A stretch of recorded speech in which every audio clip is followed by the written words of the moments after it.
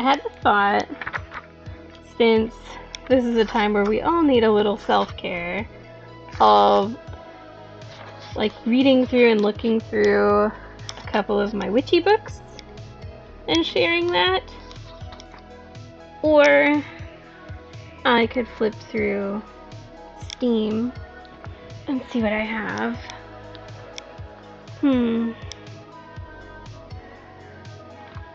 Child can pay attention again if they're still here.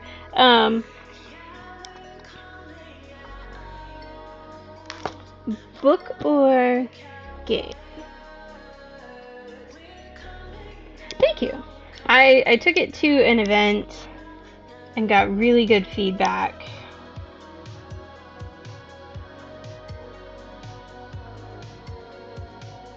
Ooh.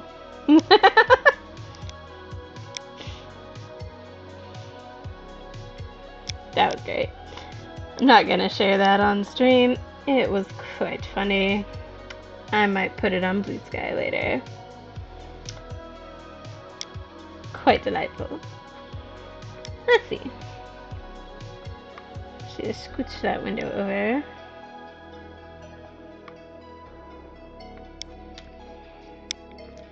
I'm gonna look at the book.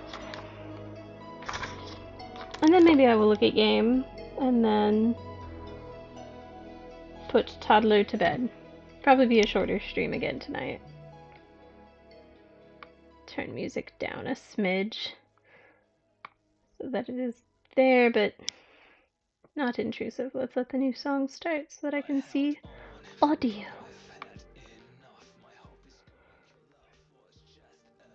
There we go. We'll just turn it down. Hopefully it's not. We'll put it there. You can tell me if it's too quiet or too loud. So the book I kind of wanted to look through, it's called The Witch's... My computer is sliding again. Stop that. Everything is just going off for my ADHD tonight. It's called The Witch's Book of Self-Care, Magical Ways to Pamper, Soothe, and Care for Your Body and Spirit. Sleep well! I understand the need for rest. I'm probably only going to go for another 10 minutes at most. Past tense, future tense, present tense. It doesn't matter. We'll be good. Ish. Maybe. It's all fine. And the book is by Arin Murphy-Hiscock. I have another one of her books, The House Witch. And I thought I had the Green Witch, but I can't find it. So clearly I need to get that one. Chapter 1, Self-Care and Magic. Self-care is a buzzword these days, but like the media representations of magic, representations of self-care can be confusing. Fuck yes. And we all need a little bit more of it nowadays, especially. We have to take care of ourselves to be able to survive and thrive and take care of our neighbors. And oh my god, book, if you do not stop sliding, I will buy a proper lap desk eventually. Today is not that day. I need to turn that down so I can think. What exactly constitutes self-care? Is getting a mani-pedi or a new handbag actually self-care? If not, what is? Simply put, self-care is any activity you do deliberately to take care of your mental, emotional, or physical health.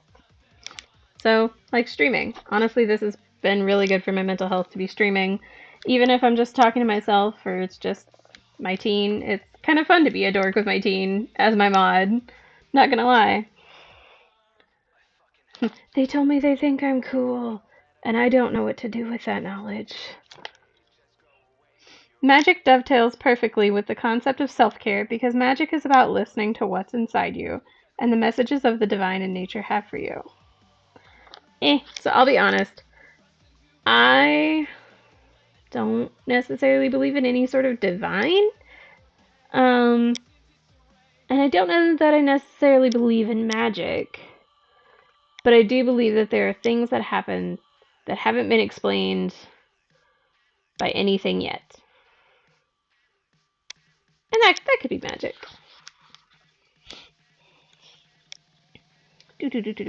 Being in the moment in this way opens you up to an intimate world of information that is supportive of your well-being.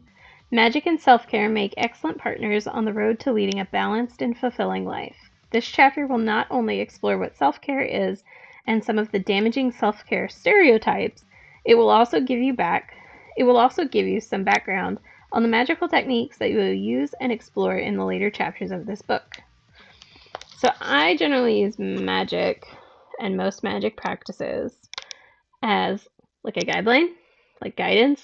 Like I think tarot is like fun. It's like fortune telling. Like if you ever get fortune telling, like a fair or something, they ask questions to get info from you to kind of not necessarily tell you what you want to hear, but their prompts prompt information to you that help lead you to a destination. And that's kind of what I feel like magic is. The goals of self-care. The goals of self-care are simple. Healthy mind, healthy body, healthy spirit.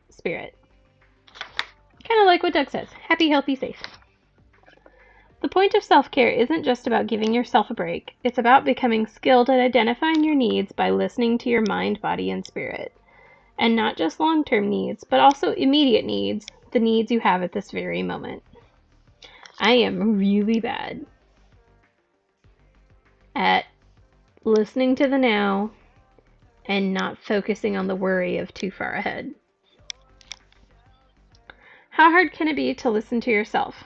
Particularly difficult, apparently, because a staggering percentage of the population has difficulty sleeping, anxiety issues, depression, and an ongoing feeling of failure. Hi, it's me. I am all of that. Nice to meet you. Taking care of yourself is more than inputting food and making sure you have a roof over your head. It means treating yourself with the kindness you extend to everyone around you. It means supporting yourself the way you support people who are dear to you. I am really bad at that. I am epically bad at that. I am more than happy to take care of the people around me. I don't care about myself. I don't care to take care of myself. I really don't. There's a little, so we are to here. Now we are to here. Women in particular struggle with this self-care, although it's not a woman-exclusive problem. Women are socialized to care for the people around them by denying or minimizing their own needs. This leads to an erasure of self-worth and a constant putting off of rejuvenation or addressing the woman's own needs for support and nurturing. This, in turn, can lead to anger and resentment. Usually for me, it leads to anxiety and depression. Self-care means considering yourself a worthwhile person and presenting yourself as valuable, capable, and deserving. In other words, self-care seeks to redress an imbalance that develops when you don't take proper care of yourself, whether by inattention or by choice. It's fine. This is fine. Self-care also doesn't have to involve big, splashy undertakings. In fact, self-care works better if you do it in regular small doses, because it helps you from reaching a level where you are in desperate need of something big to make an impact on how you feel. This sort of incremental self-care is also beneficial because small gestures don't take a lot of time, so there is less sense of a stealing of time from other responsibilities or people. It can help avoid the sense of selfishness that sometimes accompanies self-care activities. Often selfishness is at the root of self-care stereotypes. Magical work is excellently poised to fight this feeling because it generally works on an unseen inner level where others cannot judge. Yeah, I'm really bad about bullying myself and saying I don't deserve to do something. I have been working on small things in the way that I'm trying to improve my diet, I guess would be the catchphrase. I used to be vegan, and after a few years of that was about when I felt the best health-wise, inside and out. And so I've been trying to be more plant-based due to some shenanigans with my body and food. Being fully vegan again probably isn't ever practical, but I do want to make sure I'm having a proper amount of fiber every day, a better amount of protein, and actually drinking enough fluids. So little things. I'm not tracking calories. I'm not tracking portions. I'm trying to not trigger my body's histamine response and not make myself miserable. Let's see. How far was that? Oh, it's a few pages. I am going to go a little bit more. Magic as self-care. One of magic's main focuses is healing. Healing of the self, healing of the earth, healing of humanity and nature. In this sense, magic and self-care go hand in hand. Self-care is a way to maintain your health, heal your spirit, and maintain or optimize your emotional, mental, and physical health. Magic helps with self-empowerment and exerting control over your life, encouraging a focus on yourself as the best person you can be. These are all things that resonate well with the general goal of self-care. The practice of magic seeks to establish or balance connection between an individual and the environment. If a spiritual aspect is added, then magic also seeks to balance or maintain the connection between the individual and the divine. See, that's part of why I liked looking into this book, is because it's not here, magic has to have divinity. It's if divinity is a part of your interest, your practice, here's how to incorporate it. If not, that's okay. And I am in the if not category. Incremental self-care. There's a tendency for people to say, oh, just exercise, your depression will vanish, or take up yoga and you'll be a much better person spiritually. That's not how self-care works. Self-care is a complicated, interwoven combination of hundreds of small acts and an attitude shift. Using just one of the rituals, spells, or practices in this book is not going to solve your problems, but each will make you feel a little better and hopefully help you see that you are worthy of self-care and deserve to take the time and attention you need. Even though it may not make your fatigue vanish completely, taking care of yourself is still a valuable thing. Cleaning up a room won't eliminate your anxiety, but it will make the atmosphere healthier and more comfortable to be in, and that's important. I think that's where I'm going to stop for the night, because those are nice basic lessons and things I need to actually realize and remember and absorb.